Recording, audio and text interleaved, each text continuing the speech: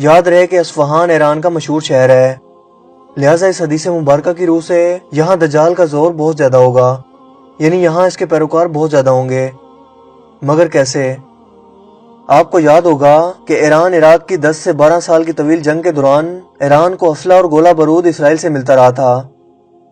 یہ بات اس وقت کے اخبارات میں بھی شائع ہوئی تھی، جو حدیث مبارکہ کے مفہوم کی تصدیق کرتی ہے، کیونکہ دجال یہودیوں کا سربراہ ہوگا۔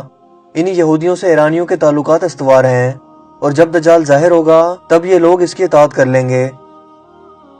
یہاں یہ بات سمجھنا ضروری ہے کہ یہاں صرف 70,000 آدمیوں کے گمراہ ہو کر دجالی فوج میں شامل ہونے اور مدد کرنے کا بیان کیا گیا ہے، جبکہ ایران ایک مسلم ملک ہونے کے ساتھ ساتھ رقبے اور آبادی کے لحاظ سے بہت بڑا ہے۔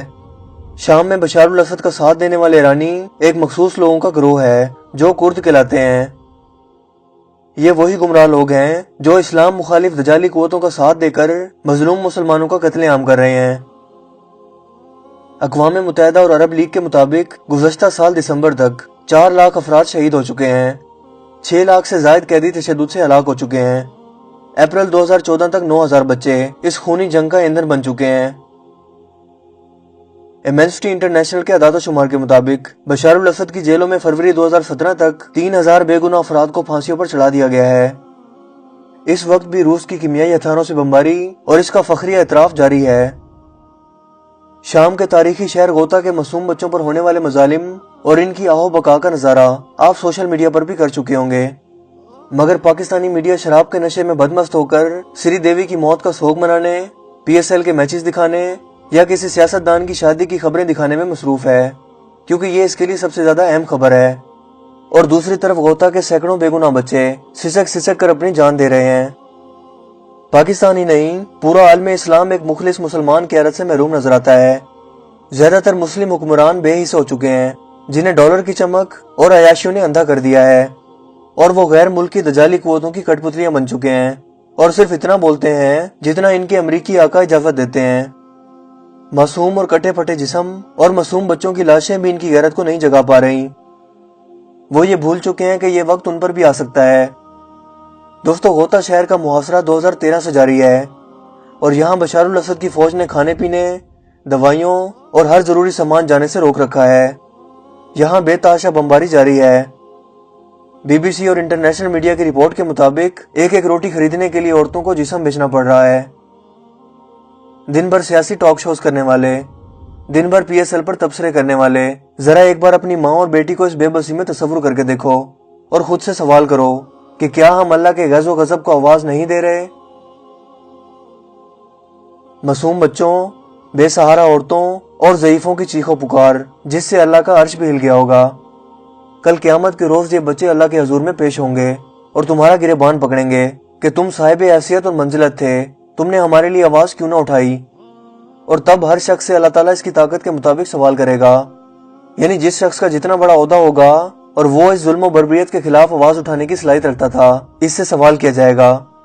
مجھ سے بھی سوال کیا جائے گا کہ تمہارا پیغام ہزاروں اور لاکھوں لوگوں تک پہنچ سکتا تھا، تم نے آواز کیوں نہ اٹھائی؟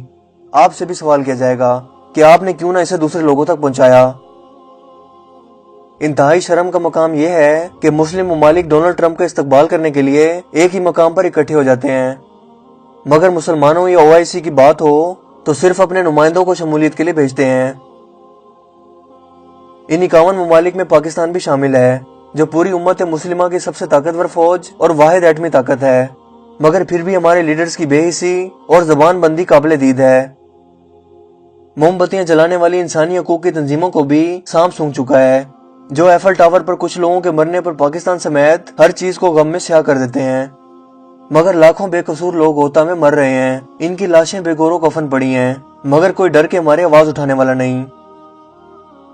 اس موقع پر بھی کچھ دانشور یہ کہہ رہے ہیں کہ اس معاملے کو بڑا چڑھا کر پیش کیا جا رہا ہے، جو انتہائی شرم کا مقام ہے۔ یہ لوگ مسلک کی محبت میں اندھے ہو چکے ہیں اور اپنے آپسی اختلافات میں انسانیت کو بھول چکے ہیں۔ اگر کوئی شخص حیثیت ہونے کے باوجود بھی ظلم کو دیکھے اور آواز نہ اٹھائے، اس کا بھی قیامت کے روز حساب لیا جائے گا۔ اللہ پاک قرآن کریم میں سورہ نساء میں ارشاد فرماتے ہیں، تم کو کیا ہو گیا ہے کہ تم نہیں لڑتے اللہ کی راہ میں ان کے واسطے جو مغلوب ہیں، مرد، عورتیں، بچے جو کہتے ہیں ہمیں ظالموں کی بستی سے نکال دے اے رب اور ہمارے لیے مددگار بھیج۔ یعنی بستی جس شخص کی بھی کیوں نہ ہو، چاہے عیسائی، سکھ، ہندو، یہودی یا کسی بھی مذہب کا ہو، اگر مسلمان اس پر ظلم ہوتا دیکھے تو اس کا فرض ہے کہ اس ظالم سے لڑے اور مظلوم کو آزاد کروائے۔ یہ تو پھر بھی ہمارے مسلمان بھائی ہیں اور لا الہ الا اللہ محمد رسول اللہ کہنے والے لوگ ہیں، نہ حق خون بہانے والے کافر نہ اللہ پاک کے آسمان سے نکل سکتے ہیں نہ اس کی زمین سے۔ یہ جہاں بھی جائیں گے وہاں اللہ کی زمین ہوگی اور اسی کا آسمان ہوگا، لہٰذا یہ اللہ کے عذاب اور غضب سے بچ نہیں پائیں گے۔ ان بے گناہ مسلمانوں کا صرف یہی قصور ہے کہ وہ مسلمان ہیں اور ان پر ظلم کرنے والی اسلامی فوج کی بنیاد کافروں کے ساتھ جا ملتی ہے۔ محض مسلک کی بنیاد پر ان کا قتل عام کیا جا رہا ہے۔ اگر آج غوطہ کی باری ہے تو کل آپ کی اور ہمارے بچوں کی باری ہوگی۔ اس صورتحال میں مسلم امہ میں صرف ایک مرد مجاہد ہے جو ان مظلوم مسلمانوں کی مدد کے لیے اپنی فوج شام میں بھیج چکا ہے اور بشار الاسد کی فوج کا مقابلہ کر رہا ہے، اور وہ ہیں ترکی کے صدر طیب رجب اردگان۔ دوستو، ترکی کی آرمی پاکستان کی آرمی سے آدھی بھی نہیں ہے، مگر پھر بھی وہ اپنے مسلمان بھائیوں کی مدد کی صدا پر لبیک کہتے ہوئے دن رات شام میں لڑ رہی ہے۔ اس وقت ترکی 40 لاکھ شامیوں کو پناہ دے چکا ہے۔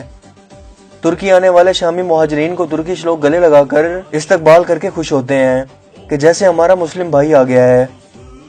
ترکی کے شہر جن کی آبادی 40,000 تھی وہ اب 4 لاکھ آبادی کے ہو چکے ہیں۔ دوستو، ترکی اس وقت حماس کی بھرپور مدد کر رہا ہے، اسے اسلحہ، مجاہدین کی ٹریننگ اور بھرپور مالی مدد فراہم کر رہا ہے۔